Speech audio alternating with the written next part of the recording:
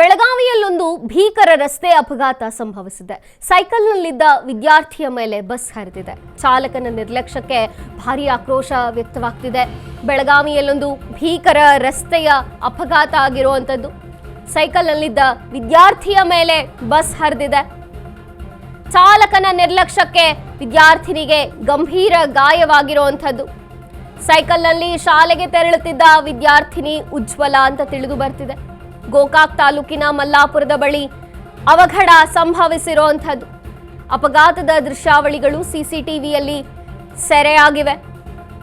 ಸೈಕಲ್ನಲ್ಲಿ ಬರ್ತಿದ್ದಂತಹ ವಿದ್ಯಾರ್ಥಿಯ ಮೇಲೆ ಬಸ್ ಹರಿದಿದೆ. ಬೆಳಗಾವಿಯಲ್ಲಿ ಭೀಕರ ಅಪಘಾತವೊಂದು ಸಂಭವಿಸಿದೆ. ಚಾಲಕನ ನಿರ್ಲಕ್ಷ್ಯ ಇದಕ್ಕೆಲ್ಲ ಕಾರಣ ಅಂತ ಗಂಭೀರ ಆರೋಪವಾಗಿದೆ. ಜೊತೆಗೆ ವಿದ್ಯಾರ್ಥಿನಿಗೂ ಕೂಡ ಗಂಭೀರ ಗಾಯ ಆಗಿರುವಂಥದ್ದು ದೃಶ್ಯಗಳಲ್ಲಿ ನಾವು ಗಮನಿಸ್ತಿದ್ದೀವಿ. ಸೈಕಲ್ನಲ್ಲಿ ಹೋಗ್ತಿರುವಂತಹ ವಿದ್ಯಾರ್ಥಿಯ ಮೇಲೆ ಬಸ್ ಜೋರಾಗಿ ಬಂದು ಚಾಲಕನ ನಿರ್ಲಕ್ಷ್ಯದಿಂದ ಗುದ್ದಿರೋ ಅಂಥದ್ದು. ವಿದ್ಯಾರ್ಥಿಗೆ ಗಂಭೀರ ಗಾಯಗಳಾಗಿವೆ ಅಂತ ತಿಳಿದು ಬರ್ತಿದೆ. ಬೆಳಗಾವಿ ಭೀಕರ ಅಪಘಾತಕ್ಕೆ ಸಾಕ್ಷಿಯಾಗಿದೆ. ಗೋಕಾಕ್ ತಾಲೂಕಿನ ಮಲ್ಲಾಪುರದ ಬಳಿ ಘಟನೆ ನಡೆದಿರೋ ಅಂಥದ್ದು. ಅಪಘಾತದ ದೃಶ್ಯಾವಳಿಗಳು ಸಿಸಿಟಿವಿಯಲ್ಲಿಯೂ ಕೂಡ ಸೆರೆಯಾಗಿತ್ತು. ರಸ್ತೆಯ ಬದಿಗಳನ್ನು ನೋಡುವಾಗ ವಿದ್ಯಾರ್ಥಿ ಸರಿಯಾಗಿ ಹೋಗ್ತಿದ್ದಾನೆ ಅನ್ನೋ ಅಂಥದ್ದಿದೆ. ಎಡಬದಿಯಲ್ಲಿ ಆತ ನಿಧಾನವಾಗಿ ಸೈಕಲ್ನ ತಗೊಂಡು ಹೋಗಿ ಚಲಿಸ್ತಿರೋವಂಥದ್ದನ್ನು ಕೂಡ ನಾವು ದೃಶ್ಯಗಳಲ್ಲಿ ಗಮನಿಸ್ಬೋದು. ಆದರೆ ಬಸ್ ಚಾಲಕನ ಪ್ರಜ್ಞೆ ಎಲ್ಲಿತ್ತು ಅಂತ, ಹೀಗೆ ಸಣ್ಣ ಸಣ್ಣ ವಿದ್ಯಾರ್ಥಿಗಳು ಸೈಕಲ್ ತಗೊಂಡು ಹೋಗುವಾಗ ಬಸ್ ಚಾಲಕನೂ ಕೂಡ ಅವನ ನಿರ್ಲಕ್ಷ್ಯ ಈ ಒಂದು ಅಪಘಾತಕ್ಕೆ ಕಾರಣವಾಗ್ತಿದೆ ಅಂತ ತಿಳಿದು ಬರ್ತಿದೆ. ಸಾಕಷ್ಟು ಆಕ್ರೋಶ ವ್ಯಕ್ತವಾಗ್ತಿದೆ.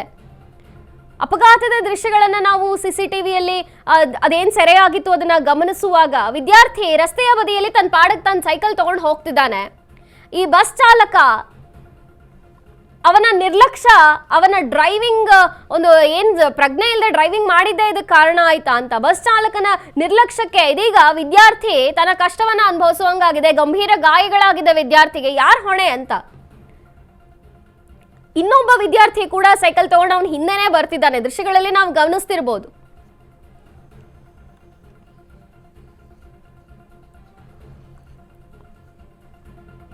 ಬಸ್ ಚಾಲಕನ ನಿರ್ಲಕ್ಷ್ಯಕ್ಕೆ ಇದೀಗ ಭಾರೀ ಆಕ್ರೋಶ ಅಲ್ಲಿ ವ್ಯಕ್ತವಾಗ್ತಿರೋಂಥದ್ದು. ಬೆಳಗಾವಿ ಭೀಕರವಾದಂತಹ ಅಪಘಾತಕ್ಕೆ ಸಾಕ್ಷಿಯಾಗಿದೆ. ಸೈಕಲ್ನಲ್ಲಿ ತನ್ನ ಪಾಡಕ್ಕೆ ತಾನು ಹೋಗ್ತಿದ್ದಂತಹ ವಿದ್ಯಾರ್ಥಿಯ ಮೇಲೆ ಬಸ್ ಹರಿದು ಚಾಲಕನ ನಿರ್ಲಕ್ಷ್ಯಕ್ಕೆ ಇದೀಗ ವಿದ್ಯಾರ್ಥಿಗೆ ಗಂಭೀರ ಗಾಯವಾಗಿರುವಂಥದ್ದು.